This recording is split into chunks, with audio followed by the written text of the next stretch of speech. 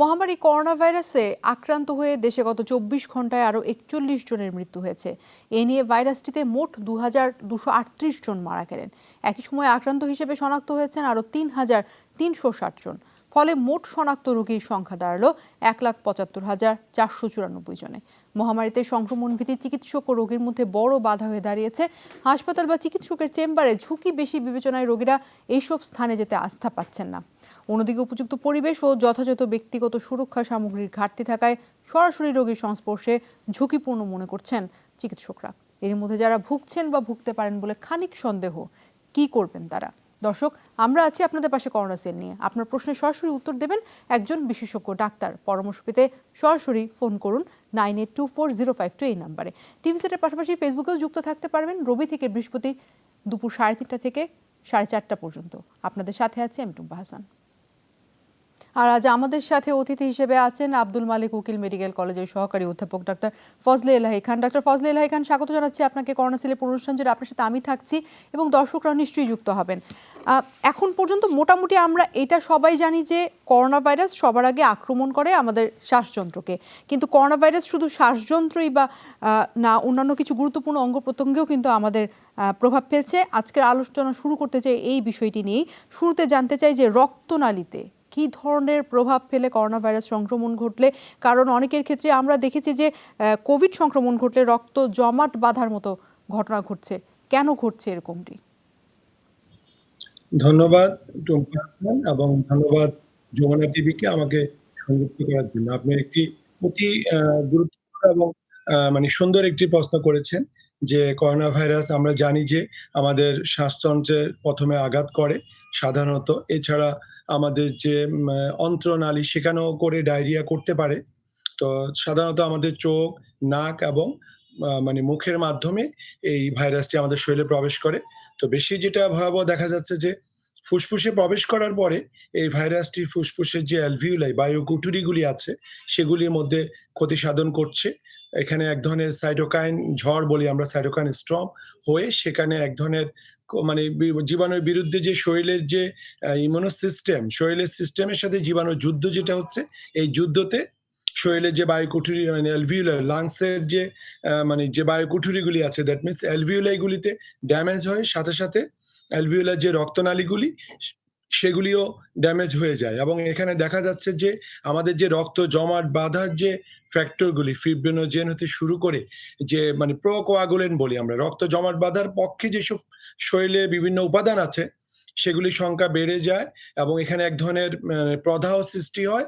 হয়ে দেখা যাচ্ছে যে মাইক্রো থ্রম্বাই ফর্মেশন হয়। অ্যালভিউলার যে ক্যাপিলারিগুলি আছে, ছোট ছোট যে মানে রক্তনালী অ্যালভিউলার মধ্যে, সেসব রক্তনালীগুলিতে রক্ত জমাট বেঁধে যায় এবং এমনকি পালমোনারি অ্যাম্বোলিজম বলি, যে পালমোনারি যে বড় যে আর্টারি ফুসফুসের ভিতরে যে ধমনী বা শিরার মাধ্যমে রক্ত চলাচল, ওগুলির ভিতরে পর্যন্ত রক্ত জমাট বেঁধে মানুষ ইনস্ট্যান্ট মারা যেতে পারে। এর পাশাপাশি আমরা লক্ষ্য করেছি হার্ট অ্যাটাক, যেটা হার্টের যে রক্ত বিষয়ে আমরা একটু বিস্তারিত জানার চেষ্টা করব আপনার কাছ থেকে, কিন্তু আমাদের সাথে একজন দর্শক যুক্ত আছেন, তার কাছ থেকে প্রশ্নটি নিয়ে আসতে চাই। দর্শক, আপনি কে বলছেন, কোথা থেকে বলছেন, নাম বলে প্রশ্নটি করুন। হ্যালো, আসসালামু আলাইকুম। আমি খুলনা থেকে সাগর বলছি। জি বলুন। আমার মার বয়স 52 বছর। উনি একজন মেটাস্টেটিক থাইরয়েডের ক্যান্সারের পেশেন্ট। উনার মানে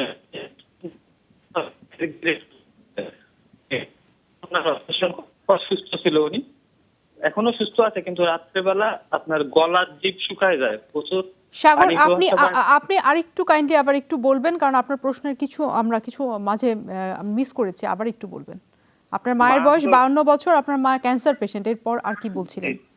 উনার আপনার আপনার স্পাইনাল করে। সাগর, আপনি আরেকবার আমাদের সাথে সংযোগ স্থাপনের চেষ্টা করুন, আপনার কথা আমরা ক্লিয়ারলি শুনতে পাচ্ছি না। ফজলে এলাহি চৌধুরী, আপনি হার্টের ডিজিজের কথা বলছিলেন। আমরা একটু জানতে চাইবো যে সাম্প্রতিক এমন কিছু প্রমাণ উঠে এসেছে যে মস্তিষ্ক এবং স্নায়ু যে যন্ত্র, সেখানেও কিন্তু করোনা ভাইরাস অনেক ধরনের সমস্যা তৈরি করছে। জানতে চাই যে সেগুলো আসলে কতটা ভয়াবহ হতে পারে। হ্যাঁ, আমি যেটা বলছিলাম আসলে ওই যে তারই ধারাবাহিকতা। যেমন যে রক্ত জমাট বেঁধে যাচ্ছে যেমন ফুসফুসের ভিতরে রক্তনালীগুলিতেও এটা যেমন এটাকে ফুসফুসের ভিতরে রক্তনালীগুলিকেও যেমন এফেক্ট করছে তারই ধারাবাহিকতায় সেটা হার্টের যে রক্তনালী যে করোনারি আর্টারি, তারপরে মস্তিষ্কের রক্তনালী এগুলিতে যেয়ে রক্ত জমাট বেঁধে যেটা স্ট্রোক যেটা আমরা দেখেছি কিছুদিন আগে আমাদের প্রাক্তন স্বাস্থ্যমন্ত্রী জননেতা জনাব নাসিম সাহেব উনার ব্রেনে স্ট্রোক করেছে কিন্তু করোনা রিলেটেড কারণে। যেটা ধারণা করা হচ্ছে যে এই করোনার যে কারণে যেটার শরীরের ভিতরে যে ধরনের প্রদাহ সৃষ্টি হয় বা যে ধরনের সাইটোকাইন ঝড় তৈরি হয়, ঝড়ের পরিপ্রেক্ষিতে ওখানে শরীরের যে রক্ত জমাট বাঁধার উপাদানগুলি বেড়ে যাওয়াতে সেটা বিভিন্ন জায়গায় এটা হার্টের রক্তনালী, তারপর ব্রেনের রক্তনালী, ফুসফুসের রক্তনালী হতে শুরু করে বিভিন্ন জায়গায় সেটা রক্ত জমাট মানে হয়ে সেখানে স্ট্রোক, হার্ট অ্যাটাক এগুলি পালমোনারি ইনফাকশন, পালমোনারি এম্বোলিজম সেগুলি সবকিছুরই এই ধরনের জটিলতা দেখা দিতে পারে।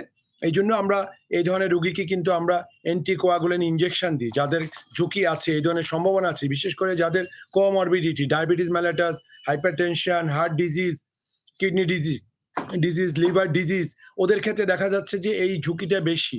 সেই জন্য আমরা করোনা ভাইরাসে কেউ আক্রান্ত হওয়ার পরে কিন্তু আমরা এই জিনিসগুলি কিন্তু মনিটরিং করি যে তার রক্ত জমাট বাঁধার ঝুঁকি কতটুকু সেটা আমরা ডি ডাইমার, ফিব্রিনোজেন লেভেল, তারপরে এই ধরনের আরো অনেক ফ্যাক্টর দেখে সিআরপি এগুলি দেখে আমরা মানে চেষ্টা করি যে জানার যে তার রক্তনালীতে মানে রক্ত জমাট বাঁধার ঝুঁকি কতটুকু সেই পরিপ্রেক্ষিতে আমরা ওদেরকে যেন রক্ত জমাট না বাঁধতে পারে সেই ধরনের ইনজেকশন এবং ওষুধ প্রয়োগ করি। জি ধন্যবাদ। আমাদের সাথে একজন দর্শক যুক্ত হয়েছেন। দর্শক, আপনি কে বলছেন, কোথা থেকে বলছেন, নাম বলে প্রশ্নটি করুন। হ্যালো, আসসালামু আলাইকুম। আমি রানা বলছিলাম দিনাজপুর থেকে। জি বলুন। আমি গত 3 মাস আগে একবার রক্ত দিচ্ছি এবং আজ থেকে 15-16 দিন আগে একবার রক্ত দিচ্ছি, বুঝছেন। 3 মাসের মাথায় 2 ব্যাগ রক্ত দিচ্ছি। দেবার পর আমার শরীরে মানে এতটাই দুর্বলতা, অন্ধকার, মাথা প্রচন্ড ঘোরায় এবং অন্ধকার দেখতে পাই। এই প্রবলেমটা মানে একটু কিভাবে সলভ হবে, কি করলে ভালো হবে? আপনার বয়স কত রানা? আপনার কোনো অন্য ধরনের কোনো শারীরিক অসুস্থতা, ডায়াবেটিস বা হাই ব্লাড প্রেশার এরকম কোনো সমস্যা কি আছে? জি, একটু দয়া করে, যদি বৃষ্টি হচ্ছে তো আমি কথা বলি। রানা, আপনার বয়স কত? আমার বয়স হচ্ছে 38 বছর। 38 বছর। আপনার অন্য কোনো সমস্যা কি আছে, ডায়াবেটিস বা উচ্চ রক্তচাপ জনিত কোনো সমস্যা? না না না, এই ধরনের কিছু না। আচ্ছা, আপনি থাকবেন সাথে, আমরা ফিরছি ডক্টর ফজলে ইলাহি আপনার কাছে। ধন্যবাদ দর্শক আপনার প্রশ্নের জন্য। আপনার বয়স ঠিক আছে। আমরা 18 বছর থেকে 59 বছর পর্যন্ত একজন সুস্থ মানুষ 3 মাস পর পর একবার রক্ত দিতে পারে। কিন্তু উনি যেটা করেছেন 3 মাসের ভিতরে 2 বার রক্ত দিয়েছেন এবং কিন্তু আমরা রক্ত নেওয়ার আগে সাধারণত উনার যে রক্তশূন্যতা ছিল কিনা সেগুলি দেখা হয়েছে কিনা। কারণ এক্ষেত্রে কিছু মানে ফ্যাক্টর আছে যে যদি কেউর রক্তশূন্যতা থাকে সেক্ষেত্রে সে যদি এই ধরনের সাধারণত আমরা 3 মাসের ভিতরে কিন্তু একবারের বেশি রক্ত দিতে কেউ উৎসাহিত করি না। একান্ত যেমন অনেকের হয়তো মাকে রক্ত দিবে, বাবাকে দিবে, কেউ ডোনার পাচ্ছে না। তখন যদি তার হিমোগ্লোবিন ভালো থাকে সেক্ষেত্রে হয়তো খুবই এক্সেপশন, সেটা কিন্তু উদাহরণ বলা যাবে না। কিন্তু সাধারণত 3 মাসের ভিতরে একবারই রক্ত দেওয়া যাবে। উনি যেটা করেছেন 2 রক্ত দিয়েছেন। এতে করে ওনার যে এই যে মাথা ঘোরাচ্ছে বা উনি এখন কি করতে পারে সেক্ষেত্রে ওনাকে আমরা যেটা বলি যে ওনার হিমোগ্লোবিনটা চেক করতে হবে যে ওনার হিমোগ্লোবিনের অবস্থা কিরকম। সেক্ষেত্রে ওনাকে যেগুলিতে আমাদের রক্ত তৈরি হয় শরীরে যে সবুজ শাক সবজি হতে শুরু করে কাঁচা কলা, পাকা কলা যেগুলিতে আয়রন আছে, রক্ত তৈরি করার যে উপাদানগুলি যেমন ভিটামিন সি, আয়রন সমৃদ্ধ খাবার ওনাকে খেতে হবে পর্যাপ্ত। মানে এই যে এটা রিকভারি করার জন্য ওনার যে শরীরের উপরে লোড হয়েছে, উনি 2 বার রক্ত দিয়েছেন, তো সেক্ষেত্রে ওনাকে পর্যাপ্ত খাবার দাওয়া করতে হবে এবং ওনাকে হিমোগ্লোবিনটা দেখে নিতে হবে যে ওনার হিমোগ্লোবিনের কি অবস্থা। না হয়তো অন্যথায় উনি যদি ওনার রক্তশূন্যতা দেখা যায় এতে করে অন্যান্য সমস্যা দেখা দিতে পারে। জি ধন্যবাদ ডক্টর ফজলে ইলাহি। আমরা এই আলোচনা আবারও ফিরবো, কিন্তু আমাদের একটা বিরতিতে যাবার সময় হয়েছে। দর্শক, করোনা সেলে নিচ্ছে একটা ছোট্ট বিরতি, পিছিয়ে একটু পরে আমাদের সাথেই থাকুন।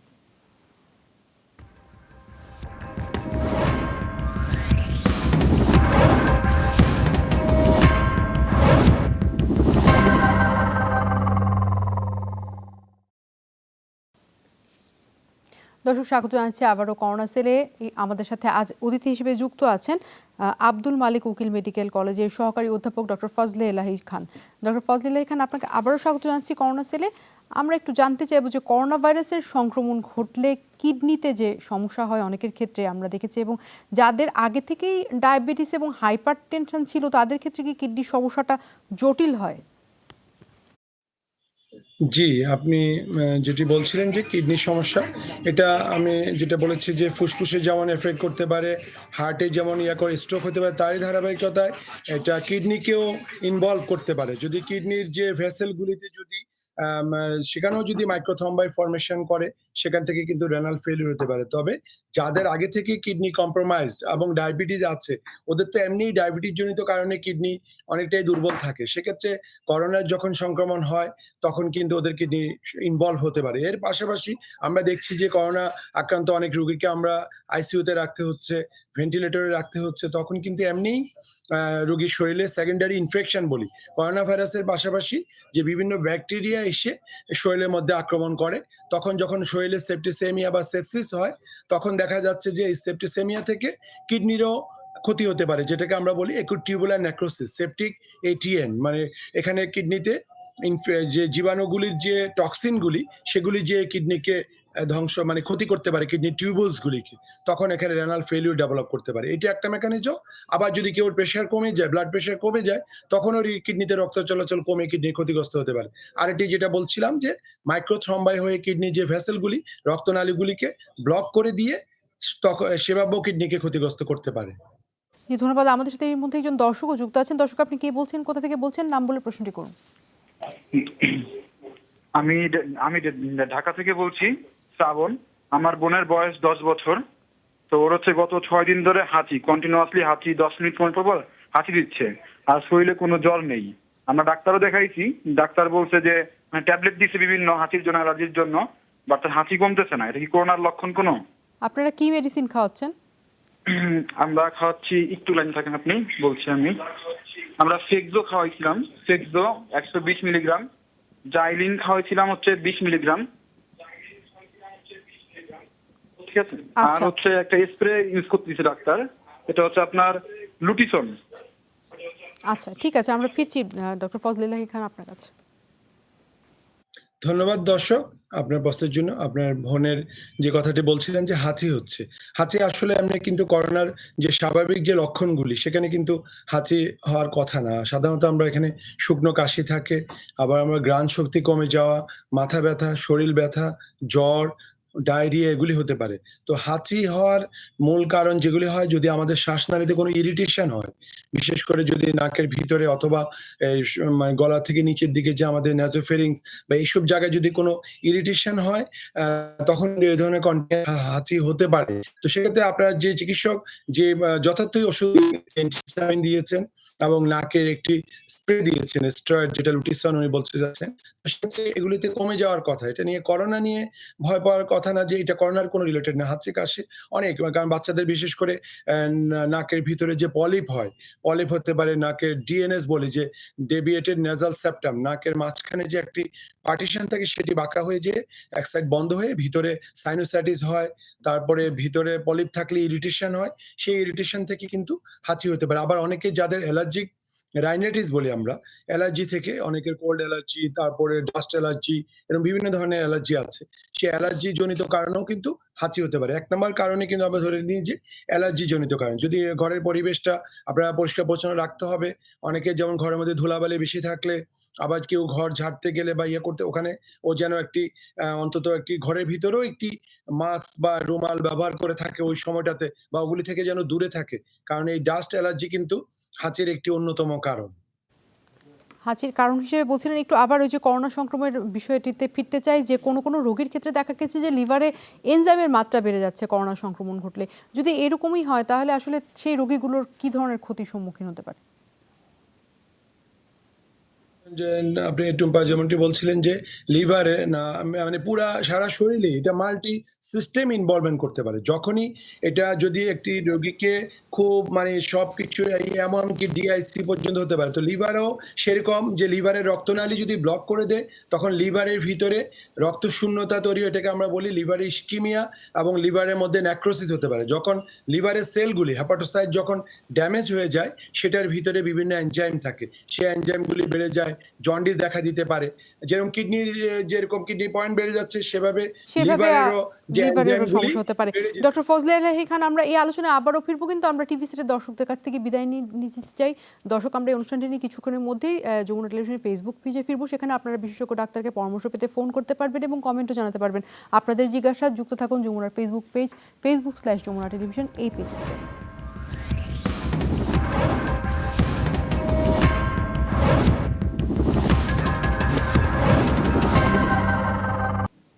দর্শক, স্বাগত জানাচ্ছি আবারও করোনা সেল অনুষ্ঠানে। এই পর্যায়ে অনুষ্ঠানটি আপনারা শুধুমাত্র যমুনা টেলিভিশনের ফেসবুক পেজে দেখছেন। আজ আমাদের সাথে যুক্ত আছেন আব্দুল মালেক উকিল মেডিকেল কলেজের সহকারী অধ্যাপক ডক্টর ফজলে এলাহি খান। ডক্টর ফজলে এলাহি খান, আবারও স্বাগত জানাচ্ছি আপনাকে করোনা সেলে। এইবার একটু জানতে চাইবো যে মহামারীর কারণে অনেকেই তো বাসার ভেতরে থাকছেন, তো সেই ক্ষেত্রে তাদের আসলে ভিটামিন ডি এর ঘাটতি তৈরি হচ্ছে।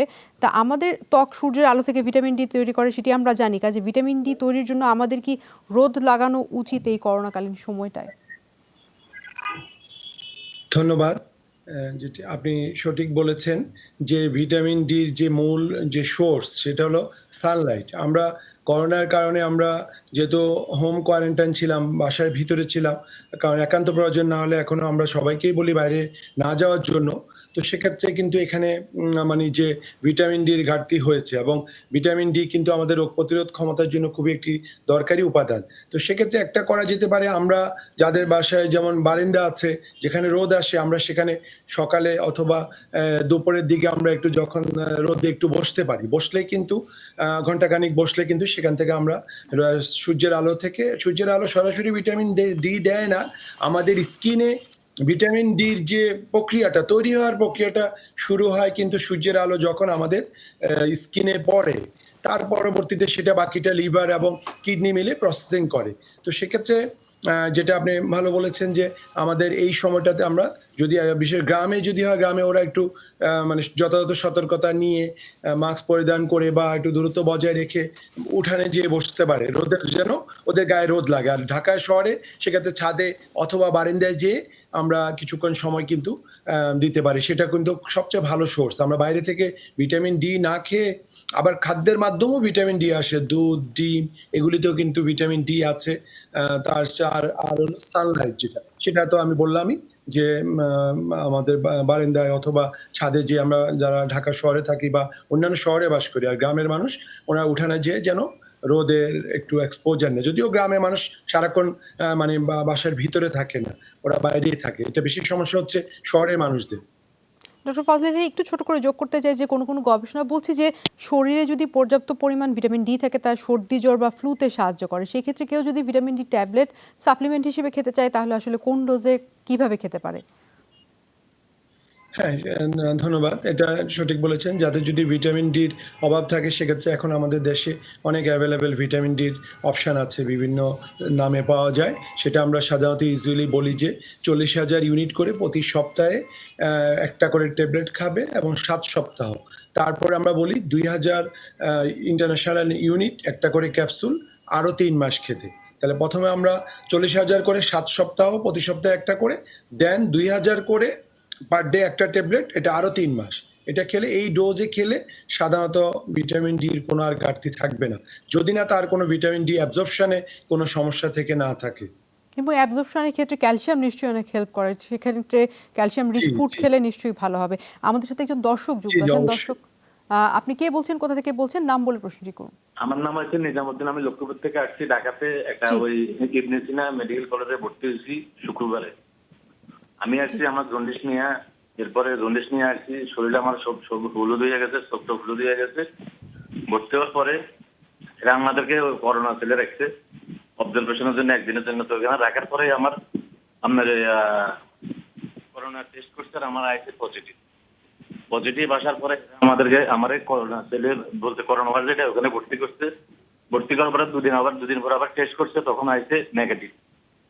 এরপরে নেগেটিভ আসার পরে আবার একদিন পরে নিবার আমার যে আবার টেস্ট করবো, আরেকটা টেস্ট করার পরে আজকে আবার পজিটিভ। এখন এই মুহূর্তে আমি একটা পরামর্শ চাইতেছি যে আমার কিন্তু করোনার কোনো লক্ষণ নাই, এবং কি আমি তো সর্দি কাশি কিছুই নেই। আমার শরীর জন্ডিসের কারণে শরীরটা আমার কড়া হয়ে গেছে। আমার কোনো কাশি নেই, সর্দি নাই, এবং কি মাথা ব্যথা, কোনো পেট ব্যথা, কোনো আপনার এই জন্ডিসের সমস্যাটি কতদিন থেকে আপনি ভুগছেন? আমার জন্ডিসের সমস্যাটা আগামী ধরেন গত 1 মাস ধরে সমস্যাটা, এবং কি এর আগ থেকে আপনার 2 মাস আগ থেকে আমি ধরেন কিছু খাইতে পারতেছি না, এবং আমাদের সমস্যা বলতে এখন ধরা খেয়েছি যে আমার নিজের মধ্যে আপনার বয়স কত? আমার বয়স 50। আচ্ছা, ঠিক আছে, আপনি থাকবেন, আমরা ফিরছি। 1 মিনিট, ওনারা বলতেছে আমার সমস্যা হচ্ছে আপনার আমার লিভারে পিত্তনালী ব্লক হয়ে গেছে, তার কারণে আমি খাইতে পারতেছি না, পেশাব হলুদ শরীর হলুদ হয়ে গেছে। আপনি আমাদের সাথেই থাকুন নিজামুদ্দিন, আমরা ফিরছি ডাক্তারের সাথে, উনি যদি কিছু জানতে চান ডক্টর ফজলে আলী খান।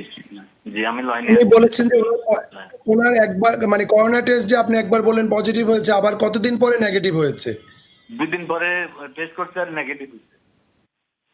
না, তাহলে তো একটু ডাউট আছে যে পজিটিভ আবার 2 দিন পরে আবার নেগেটিভ, তো সেক্ষেত্রে মানে টেস্ট কোথায় করা হয়েছে বা কি, এটা নিয়েও একটু মানে আসলে এই আপনি মানে 2 দিন পরে আবার কিন্তু নেগেটিভ হয়ে যাওয়ার কথা না, বা প্রথমে কি মানে ফলস পজিটিভ হলো কিনা সেটা একটা বিষয়, যে কারণ এই আরটিপিসিআর এর যে টেস্টটি যদিও প্রাইভেট সেক্টরে অনুমোদন দেওয়া হয়েছে, কিন্তু সেভাবে ম্যান পাওয়ার বা এক্সপার্টাইজ কিন্তু ডেভেলপ করেনি। অনেক ক্ষেত্রে আমরা দেখতে পাচ্ছি, যেহেতু আমি নিজে নোয়াখালী আব্দুল মালেক উকিল মেডিকেল কলেজের যে কোভিড-19 ল্যাবটি আছে সেটার প্রধান সমন্বয়ক হয়ে কাজ করছি, সেখানে আমি প্রতিনিয়ত লক্ষ্য করছি সেরকম অনেক ক্ষেত্রে এরকম দেখা যাচ্ছে যে স্যাম্পল কালেকশন ঠিক মতো না হলে ফলস নেগেটিভ আসতে পারে।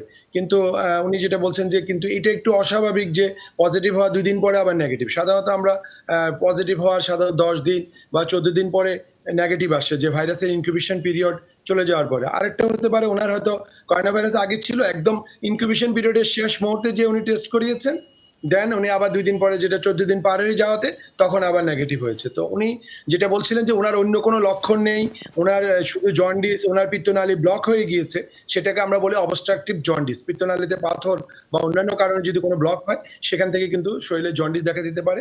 ওই জন্ডিসের কারণে খাওয়ার রুচি কমে যাওয়া, উনি যেটা বলছিলেন যে ওই সব ধরনের লক্ষণই জন্ডিসের লক্ষণগুলি। কিন্তু করোনাতে সাধারণত জন্ডিস নিয়ে সাধারণত প্রেজেন্ট করে না, কিন্তু করোনা হওয়ার পরে যদি কেউ আইসিইউতে যায় বা শরীরে মাল্টি অর্গান ইনভলভমেন্ট হয়, কিছুক্ষণ আগে আমরা বলছিলাম যদি লিভারের ভিতরে ইনভলভমেন্ট করে, সেক্ষেত্রে শুধু লিভার না, সেটা লিভার, কিডনি, হার্ট, ব্রেন সবকিছু একসাথে ইনভলভ করতে পারে। কিন্তু আপনার যেটি বলছেন এটি করোনার কোনো লক্ষণের সাথে ফিট করছে না, কারণ জন্ডিস তো আপনার আগে থেকে ছিল।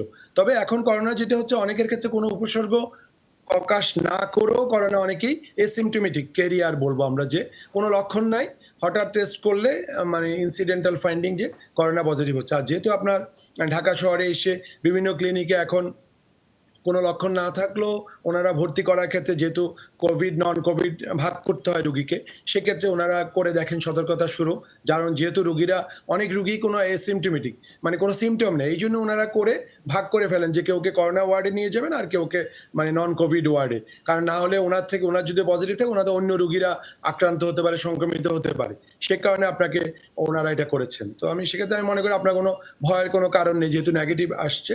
আর আপনি জন্ডিসের যে সমস্যা, সেটার জন্য আপনাকে সার্জিক্যাল ডাক্তার প্লাস লিভার বিশেষজ্ঞরা আপনাকে পরামর্শ দিবেন, আপনি যেহেতু ওখানে ভর্তি আছেন। ফজলে আলী খান, একটা বিষয় একটু জানতে চাইবো যে অনেকের ক্ষেত্রে দেখা গেছে যে 14 দিন বা 15 দিন পরে টেস্ট করানোর পরে নেগেটিভ আসার পরে সেকেন্ড যে টেস্টটি করানোতে সেখানেতে দেখা গেছে পজিটিভ এসেছে। সেক্ষেত্রে কি এইরকমটি হতে পারে যে মৃত ভাইরাসের আরএনএ থাকার জন্য সেটি পজিটিভ দেখিয়েছে, এরকম একটি বিষয় কি ঘটতে পারে কিনা?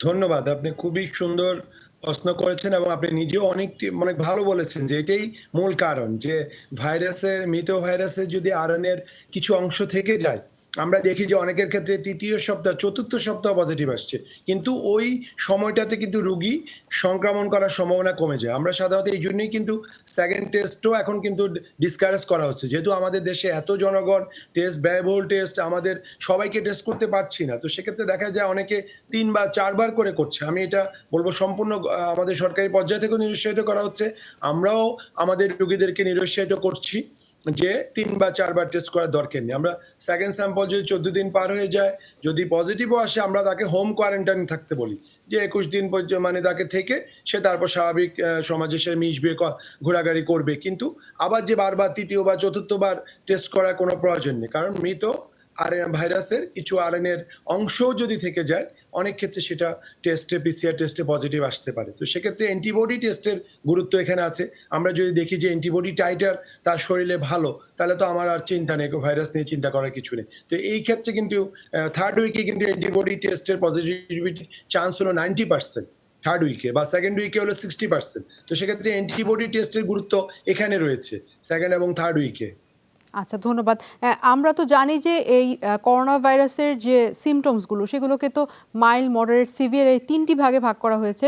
তো মাইল্ডলি যারা মানে করোনা ভাইরাসে আক্রান্ত হচ্ছেন তাদের উপসর্গগুলো কি কি থাকছে এবং তারা আসলে বাসায় কতদিনে সুস্থ হয়ে উঠছেন বা উঠেন? আপনি জানেন যে করোনা ভাইরাসের শতকরা ৮০ থেকে ৮৫ ভাগই কিন্তু মাইল্ড উপসর্গ নিয়ে মানে প্রকাশ পায় বা প্রেজেন্ট করে রোগীরা। সামান্য সর্দি, কাশি, জ্বর, শরীর ব্যথা, মাথা ব্যথা, হয়তো পাতলা পায়খানা, এই ধরনের কিছু সিমটম নেয়।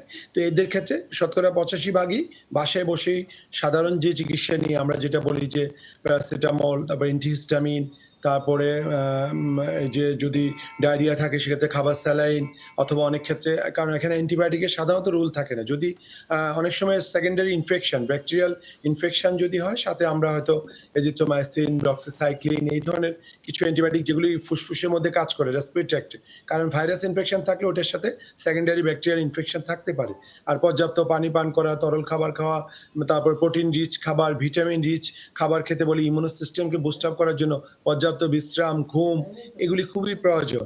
তো সেক্ষেত্রে জিঙ্ক খাওয়া, বি কমপ্লেক্স এগুলি খেয়ে কিন্তু সাধারণ মানুষ, ম্যাক্সিমাম মানুষই বাসায় চিকিৎসা নিয়ে ভালো হয়ে যেতে পারে। আর যদি কেউ যদি এই অবস্থায় যদি কেউ শ্বাসকষ্ট দেখা দেয়, তখন আমরা বলি যে একটু অক্সিজেন স্যাচুরেশনটা দেখা। পালস অক্সিমিটার একটা অল্প দামি ১,০০০ থেকে ২,০০০ টাকার ভিতরে পাওয়া যায়। অক্সিজেন স্যাচুরেশন যদি কেউ ৯২% নিচে কমে আসে, তখন তাকে কিন্তু অবশ্যই হসপিটালে বা ডাক্তারের শরণাপন্ন হয়ে চিকিৎসা নিতে হবে। কারণ এক্ষেত্রে যদি তখন আমরা সিটি স্ক্যান হতে শুরু করে আরও অন্যান্য পরীক্ষা করে দেখব যে তার ফুসফুসের ইনভলভমেন্ট কতটুকু হয়েছে।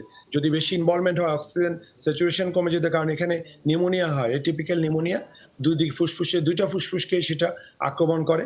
এই নিউমোনিয়া থেকে পরবর্তীতে তার যে অক্সিজেনের অভাব হতে পারে শরীরে। এবং এটা সবচেয়ে অ্যালার্মিং যে অনেক রোগী বুঝেও না অক্সিজেনের অভাব হওয়ার পর যেমন আমরা অন্যান্য রোগে অক্সিজেনের অভাব হলে কিন্তু সেটা কিন্তু অনেক ক্ষেত্রে আমরা শরীরের বিভিন্ন উপসর্গের মাধ্যমে প্রকাশ পাই। কিন্তু করোনাতে যেটা দেখা যাচ্ছে সেটাকে আমরা বলছি হেপি হাইপোক্সিয়া। এখানে রোগীর শরীরের অক্সিজেন 70%, 80% রোগী কিন্তু ঘুরে বেড়াচ্ছে, বুঝতেও পারছে না, হঠাৎ করে কলাপস করে যাচ্ছে। তো সেটা এই জন্য যাদের কোনো যদি ন্যূনতম শ্বাসকষ্ট দেখা দেয়, আমরা বলবো অন্তত নিকটস্থ স্বাস্থ্যকেন্দ্রে যেয়ে, কারণ সবখানি পালস অক্সিমিটার এতটা অ্যাভেলেবল, ইভেন আপনি বাসায়ও কিনে রাখতে পারেন, আপনার যে অক্সিজেন স্যাচুরেশনটা পরিমাপ করা। বিশেষ করে বয়স্ক রোগীদের যাদের কোমরবিডিটি আছে, সিওপিডি অথবা ক্রনিক ব্রঙ্কিয়াল অ্যাজমা, মানে শ্বাসতন্ত্রের রোগ, ডায়াবেটিস, হাইপারটেনশন, হার্ট ডিজিজ, ওদের ক্ষেত্রে কিন্তু খুবই জরুরি। ইয়ংদের ক্ষেত্রে সেক্ষেত্রে অতটা সমস্যা দেখা দেয় না বা হলেও অনেক কম। কিন্তু এই ফুসফুসে যে আমরা যত রোগী মারা যাচ্ছে বা আমরা আমাদের অনেক ডাক্তারকে হারিয়েছি শুধু এই যে খুব সিভিয়ার নিউমোনিয়া হয়ে পরবর্তীতে ওনারা মানে মৃত্যুবরণ করেছেন। ডক্টর ফজলে, এই যে আপনি বলছিলেন যে 70%-এ চলে যায়, অনেকে টেরই পান না, হয় হঠাৎ করে কলাপস করেন। তো এই রোগীগুলোকেই কি আমরা মডারেটলি সিভিয়ার ধরে নিচ্ছি এবং তাদেরকে যখন হসপিটালাইজ করছি আমরা, আসলে তাদের আসলে সুস্থ হওয়ার মানে কতদিন লাগে বা আসলে তাদের ট্রিটমেন্টটা কি হয় সেখানে হসপিটালে? আসলে এটা পেশেন্ট টু পেশেন্ট ভেরি করে যে ওই পার্সনে আমরা যেটা ইদানিং লক্ষ্য করছি বা বাইরেও যে জার্নালগুলিতে যে গবেষণা দেখা যাচ্ছে যে এই ভাইরাসটি সবার ক্ষেত্রে একই মানে বিহেভ করছে না। কেউ দেখা গেল যে আমি অনেক রুগী পেয়েছি, আমাদের ইভেন কিডনি ডায়ালিসিস রুগী যাদের সকল কোমরবিডিটি আছে। আমাদের নোয়াখালী যে আমার কিডনি ডায়ালিসিস ইউনিট সরকারি হসপিটালে, সেখানে আমরা প্রায় 10 জন রুগী করোনা পজিটিভ পেয়েছি। কিন্তু ওদের ক্ষেত্রে দেখা গেলো যে ওদের কিছুই হয়নি। মানে আমি অনেক ভয় পেয়েছিলাম যে, কারণ ওরা এত ভালনারেবল ছিল, ওদের ডায়াবেটিস, হাইপারটেনশন, হার্ট ডিজিজ, সাথে কিডনির ডায়ালিসিস লাগছিল, কিন্তু ওরা সুস্থ হয়ে গিয়েছে। এটা খুবই অবাক যে রুগী টু রুগী ভেরি করছে। তো এই ধরনের যেটা বলছিলেন যে অক্সিজেন সিচুয়েশন কমে গেলে প্রথমে আমরা চেষ্টা করি যে অক্সিজেন দিয়ে যে ভেঞ্চুরি মাস্ক অথবা নন রিব্রিদিং মাস্ক দিয়ে সেন্ট্রাল অক্সিজেন থেকে আমরা তারপর হাই ফ্লো নেজাল ক্যানুলা এগুলি দিয়ে আমরা অক্সিজেন দিয়ে চেষ্টা করি যে যেমন হাই ফ্লো নেজাল ক্যানুলাতে আমরা 70-80 লিটার পর্যন্ত অক্সিজেন দিতে পারি। অক্সিজেন দেওয়ার পর আমরা চেষ্টা করি যে হাই ফ্লো অক্সিজেন দিয়ে যার অক্সিজেন স্যাচুরেশনটা অ্যাবভ 90 মেনটেন করার চেষ্টা করি।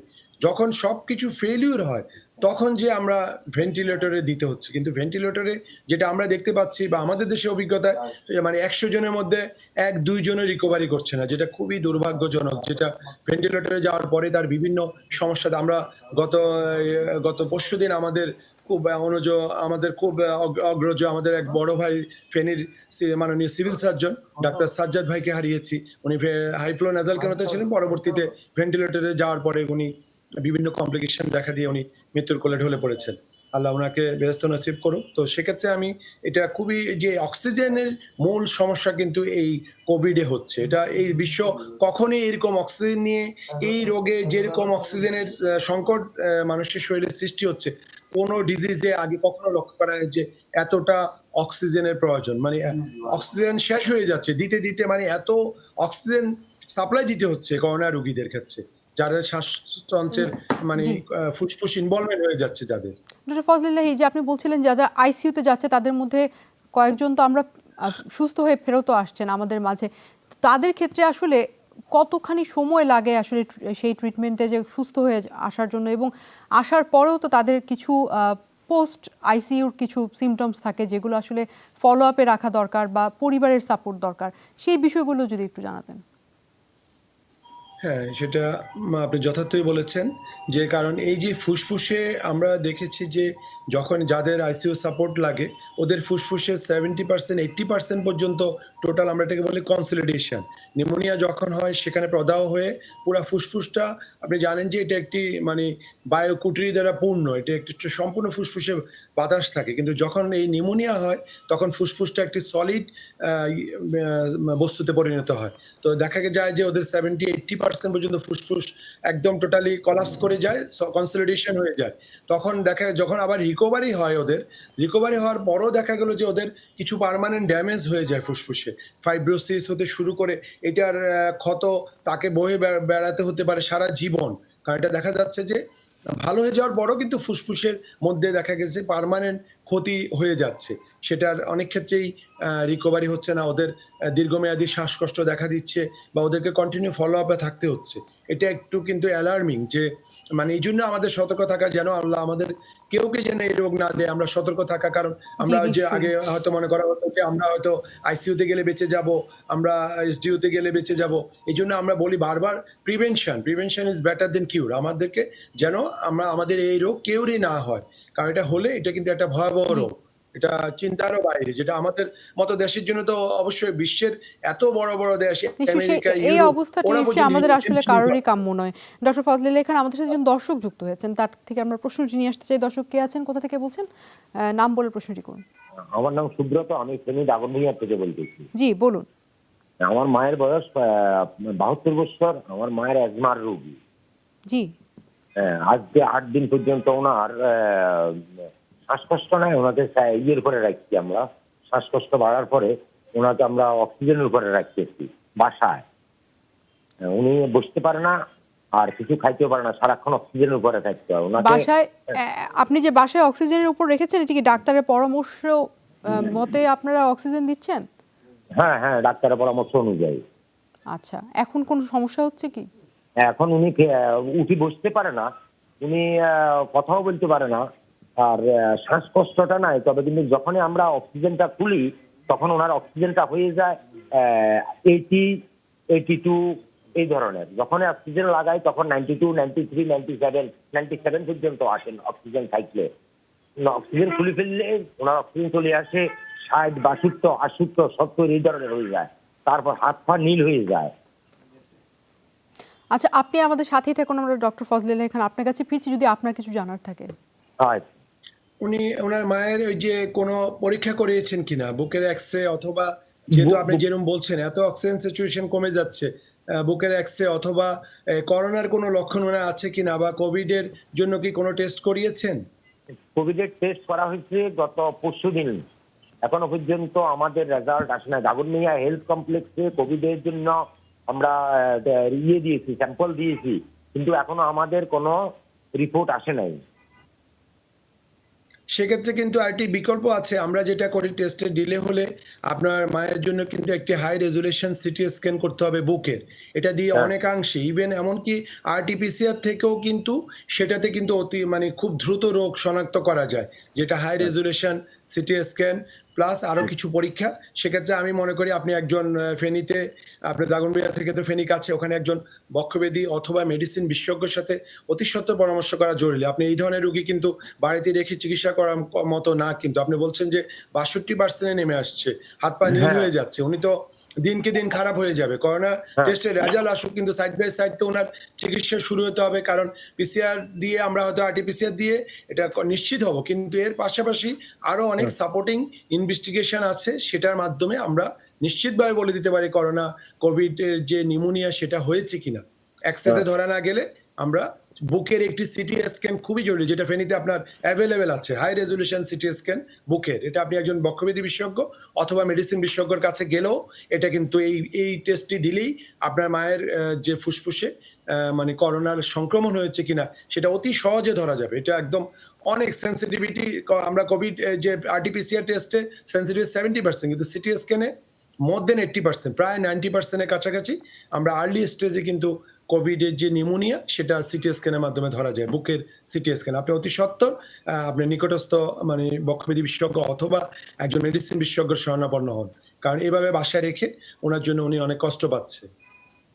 ধন্যবাদ ডক্টর ফজলিল্লাহ। আমাদের ফেসবুকে একজন জানতে চেয়েছেন, এমডি সাজউদ্দিন সাজু জানতে চেয়েছেন, স্যার আমি করোনা পজিটিভ ছিলাম, দ্বিতীয় স্যাম্পল নেগেটিভ এসছে, হাসপাতালে ভর্তি ছিলাম কিন্তু এখন বাড়িতে আছি, অনেক কাশি ছিল বর্তমানে নেই, তবে বেশি কথা বা পরিশ্রম কাজ করলে শ্বাস নিতে কষ্ট হয় এবং বুকে ব্যথা হয়, থেমে থেমে শ্বাস নিতে হয় আর 1 মাস থেকে ঘুম কম হয়, এখন আমি কি করতে পারি?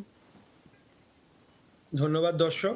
আসলে আমরা প্রায় রোগীদের ক্ষেত্রে যারা করোনা থেকে রিকভারি করেছে ওদের ক্ষেত্রে এই লক্ষণগুলি আমরা দেখতে পাচ্ছি। যদিও আমরা চেস্ট এক্সরে করেও দেখিয়েছি, আমার অনেক পেশেন্ট পেয়েছি, কিন্তু দেখা যাচ্ছে যে কিছুই পাওয়া যাচ্ছে না। কিন্তু যেটা হচ্ছে যে প্যানিক অ্যাটাক হচ্ছে, অ্যাংজাইটি নিউরোসিস বলি আমরা, যে ঘুম হচ্ছে না, হয়তো ভয় আতঙ্ক কাজ করছে। আমি বলবো আপনাকে যে আপনার যেহেতু নেগেটিভ হয়েছেন এবং আপনার বয়সও কম, সেক্ষেত্রে আপনি এটা নিয়ে কোনো দুশ্চিন্তা করবেন না। যদি ঘুম আসতেই হয় আপনি একটু অ্যাংশিওলাইটিক ওষুধ, সেটা নিকটস্থ একজন ডাক্তারের সাথে শরণাপন্ন হলে আপনাকে একটি অ্যাংশিওলাইটিক ওষুধ বা একটু সিডেটিভ জাতীয়, যে আপনার জন্য একটা ভালো ঘুম হয়। কারণ আরেকটি করতে পারেন আপনি রিল্যাক্সেশন ব্রিদিং এক্সারসাইজ, যেটা আপনি ইউটিউবে সার্চ দিলেই পাবেন যে কিভাবে ব্রিদিং এক্সারসাইজ করতে হয়, সেগুলি করবেন। এটা খুবই জরুরি, কারণ এক্ষেত্রে প্রায় রোগীর ক্ষেত্রে দেখা যাচ্ছে যে এটা পোস্ট করোনা ইফেক্ট, যে একটা সাইকোলজিক্যাল যে ট্রমা, মেন্টাল ট্রমা হচ্ছে, সেটা তাতে করে মানুষের এই যে প্যানিক অ্যাটাক বলি আমরা এটাকে, প্যানিক ডিসঅর্ডার, যে একদম মনে হবে যে অ্যাজমার মতো, যে খুব ঘন ঘন শ্বাস প্রশ্বাস হওয়া, বুকে ব্যথা, এই যে ঘুম না হওয়া, অস্থিরতা লাগা, বুক ধড়ফড় করা, এই ধরনের লক্ষণ হতে পারে। তো সেক্ষেত্রে আমি বলবো আপনি ভয় পাওয়ার কিছু নাই, আপনি নিজে ব্যায়াম করুন, তারপরে যেটা বললাম যে রিল্যাক্সেশন ব্রিদিং এক্সারসাইজ, সেগুলি করুন। আশা করি আমি মনে করি আপনার কোনো ওষুধ লাগার কথা না। অসংখ্য ধন্যবাদ আপনাকে ডক্টর ফজলিল্লাহি খান। আপনার কাছ থেকে আমরা আসলে অনেক গুরুত্বপূর্ণ অনেক বিষয়ে জানতে পারলাম। আর দর্শক, এই ছিল করোনা সেলের আজকের আয়োজনে। আবারও দেখা হবে রবিবার। ততক্ষণ পর্যন্ত আপনারা সবাই ভালো থাকুন, সুস্থ থাকুন।